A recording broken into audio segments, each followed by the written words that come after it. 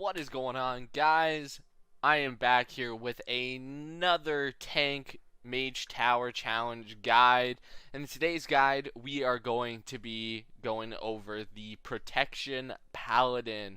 Now, protection paladin was talked about to being one of the harder ones of the bunch for majority of tank players that I've seen. So after the Guardian Druid challenge, I was like, you know what? I'll get the Protection Paladin one done next, because people do rank like Guardian, then Protection Paladin, then like Blood Death Knight, or like vice versa, in that range there. So I was like, you know what? Okay, I'll get that one done, and I'll create a little video, talk about the challenges I faced and things like that. But surprisingly, it was quite easy. So let's just go over everything. So it only took me a total of 19 pulls, which is not a lot considering my Guardian Druid one took me over 100. My Brewmaster took me like 3, so 19 pulls is not too bad. So let's start with talents first. So these are the talents that I ran. I literally just completed it, but these are the talents that I did run. Blessed Hammer, so you can get lots and lots and lots of holy power. You can just have it throughout the entire fight. It's good against the Nether Horrors. It's good against Kruul. It's good at just doing damage to the Infernals. Crusader's Judgment, because you need 2 charges of Judgment, and more Judgments help with the eyes, and it helps with more damage on Varus in the first phase. Fist of Justice, because Hammer of Justice is broken. A 6-second stun that you can use on Varus. You can use on Kruul in the final phase. Is when we get to the kill video commentary. You'll see that I used it basically to get the kill, because I was running up against the timer a little bit. But, you know, just having the ability to have this up every 24 seconds, stuff like that, it made the first phase and the second phase a complete joke, in my opinion, compared to the Druid one, where I rarely had CC for Kruul or rarely had CC for Varus. Unbreakable Spirit, because you want to make sure you have Ardent Defender and Lay on Hands and Divine Shield as much as you possibly can have, and you don't really get much use out of Cavalier or Blessing of Spell Warding in this fight. Seraphim, secondary stats are extremely good, and when you get 8% of virtually every single secondary stat for 15 seconds, it's really good, especially at the beginning of each phase. You can start Varus with 5 stacks of Holy Power due to Blessed Hammer, which means you can pop a Seraphim, you can pop your wings, and you can just burst them really, really quickly. Consecrated Ground, because I ran this because I wanted to make sure that my Consecrate was bigger. For the Nether Horrors, I could run over to Velen, throw my Consecrate down, and it would make sure they all aggro onto me, and it made it a really massive area. Not to mention, if I did have to kite them, that 50% reduced movement speed was really, really good as well. And finally, Righteous Protector, just so I can have Guardians of the Ancient Kings up and Avenging Wrath. Mainly Avenging Wrath because it is a massive DPS check, this entire thing. You want to make sure you can get out of the first phase with around like 2 Infernals, and you want to make sure you can kill Kruul as fast as possible. You really realistically should only be using Guardian of the Ancient Kings once, and that's in the final phase on the 3rd or 4th Annihilation. You can run Final Stand. It does give you 8 seconds of just straight immunity if you are running up into the 5-6 area of Annihilation, but I would argue that the reason that's happening is because you aren't getting multiple Avenging Wraths in the final phase, which you should be with Righteous Protector. So majority of my gear was just random Shadowlands gear. I got my Legendary here with a Verse Gem in it. I should have put a Haste Gem in it. Haste is really, really good for Protection Paladin. So I was running my Eternal Talisman of Evasion, just so I could put Mark of the Hidden Satyr on it. This is really, really good. I suggest you go out and just buy one of these with, you know, a couple gold, upgrade it a little bit, and then just put Mark of the Hidden Satyr on there. If we go to my details recap, it did 8k damage as a passive. That's really, really good. You want to make sure that you are running the 20 stamina and the 30 speed and cloak enchant on your cloak enchant. This just allows you to run through the infernals, around the infernals a lot more. It allows you to get out of the infernal leap into phase 2 a lot faster as well. Basically, just really, really good. You want Eternal Skirmish because you want the stats, but you also want the little passive damage that comes with it. It did 3.4k, which is a lot of damage overall. It does a lot of damage to Varus in the first phase as well, which is a good reason I did run it. Like I said, you should be running a haste gem or a strength gem in any gem slot that you have.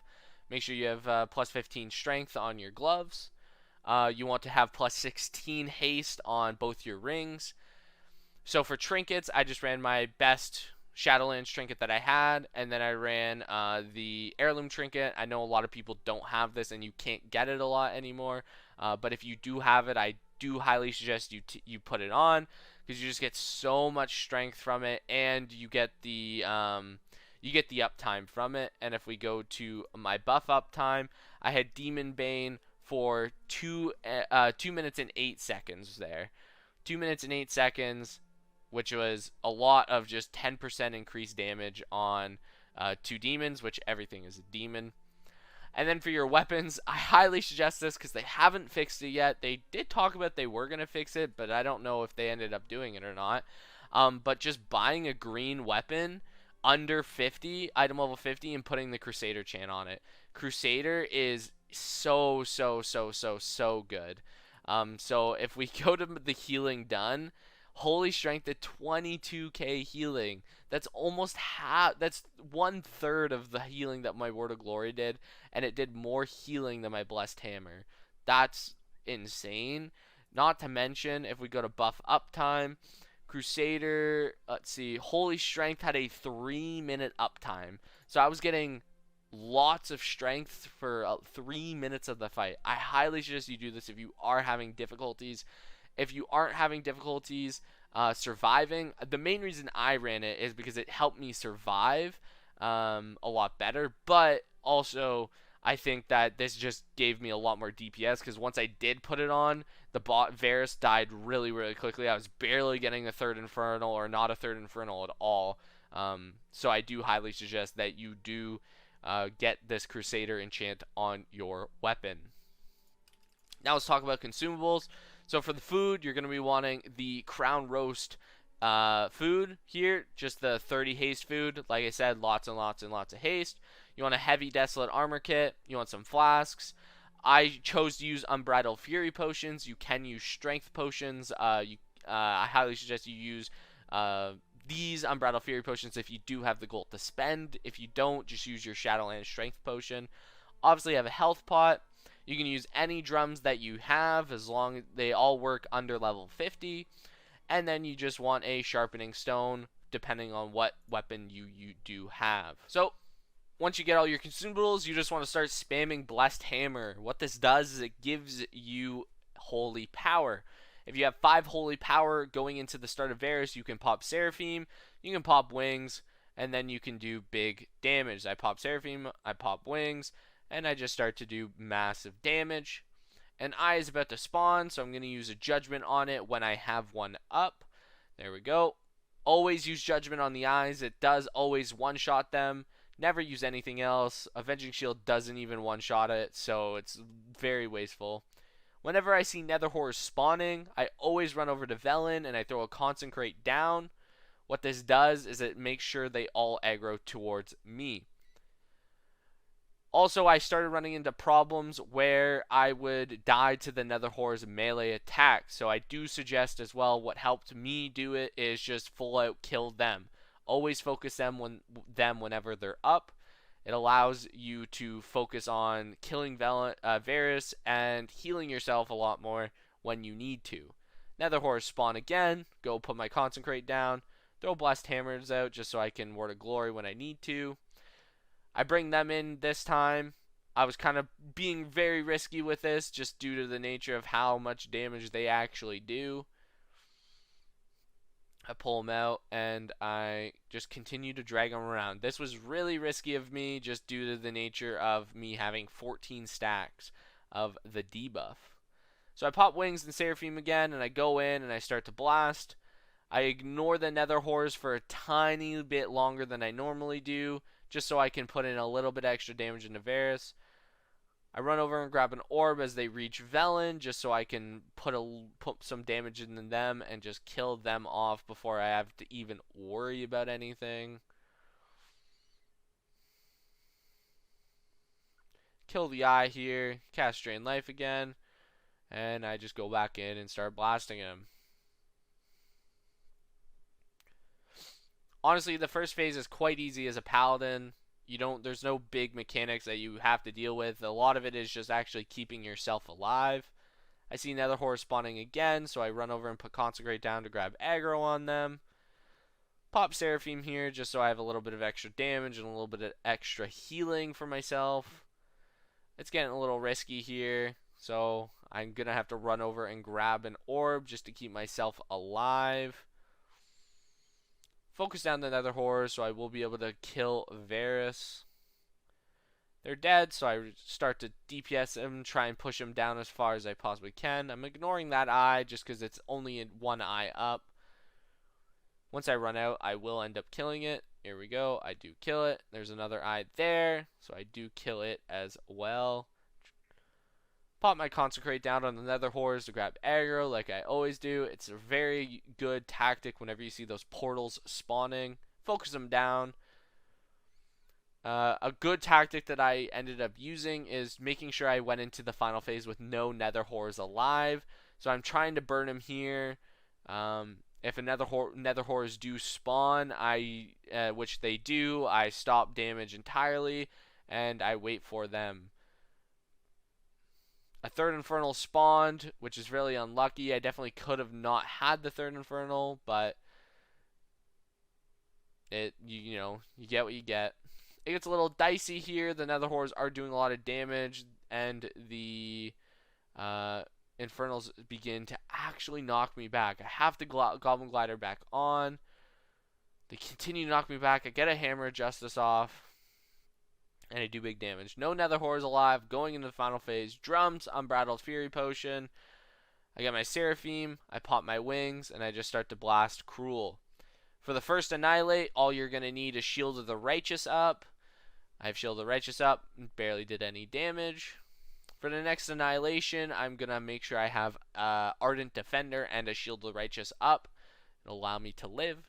Nether Horror spawn, so I run over, throw a Consecrate down, and I run away just due to the nature of the cutters, which are the purple lines going through. I don't know what they're called. That's just what I call them.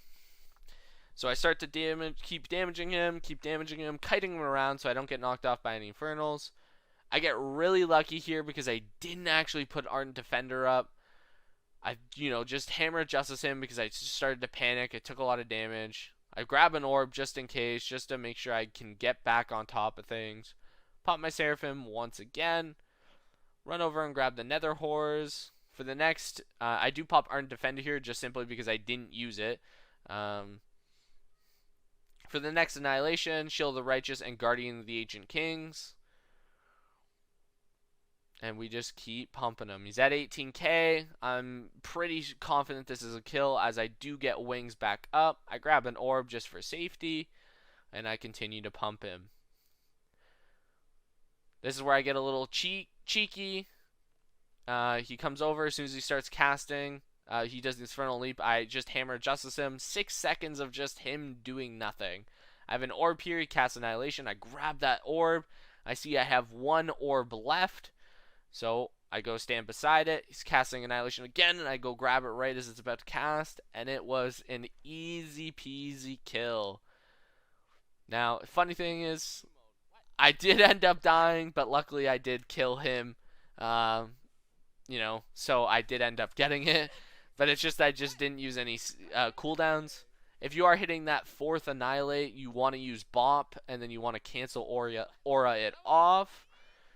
Let me just mute this. You want to cancel it off. For the 5th one, you want to make sure that you Divine Shield and then cancel it off after it. So I hope you guys did enjoy this little guide. Let me know if you guys are having any troubles, and I can help you out in the comment section below. Yeah.